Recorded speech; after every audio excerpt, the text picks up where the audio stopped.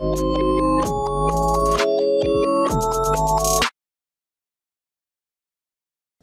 1938 à Alger, j'ai commencé l'écriture d'une pièce de théâtre sur un empereur tyrannique dont l'histoire me hantait depuis des années.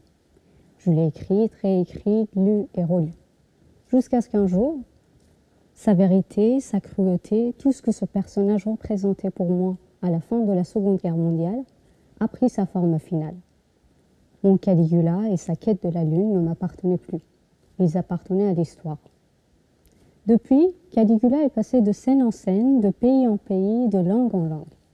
Un jour, dans un pays lointain, où l'odeur du safran plein dans l'air et où le vert de la pistache et le turquoise des céramiques se retrouvent partout, un homme, écoutant la voix des manifestants depuis la fenêtre de sa chambre, décide de leur faire lire Mon Caligula. Il lui fallait un outil, il lui fallait un pont. La traduction lui a servi de pont. Elle a rendu la communication possible. Puis pendant 60 ans, d'autres traducteurs ont fait le même choix, dans des contextes étrangement similaires.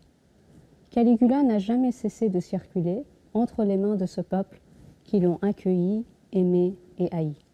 Il s'y est sans doute identifié, il l'a sans doute trouvé familier, accessible, monstrueusement présent dans sa propre histoire. Puis un jour, une étudiante iranienne en traductologie s'y intéresse. Elle se demande pourquoi ces gens-là ont traduit Caligula? Que cherchaient-ils? Une simple publication ou l'intervention dans des débats sociaux? Ont-ils été fidèles au sens, aux mots, au rythme et à la finalité de ma pièce? Sinon, pourquoi? Qui les a aidés? Qui les a freinés?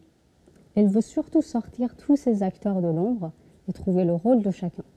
Ainsi, en analysant les démarches de ces acteurs, elle pourrait en sortir un modèle pour que ces traductions, en l'occurrence Caligula, puissent exister dans un contexte clair, fidèle à ce que visaient les auteurs et à ce qu'ils pensaient, pour qu'ils puissent accompagner d'autres générations dans leur recherche de l'impossible, à l'image de mon Caligula qui voulait la lune, qui voulait la liberté.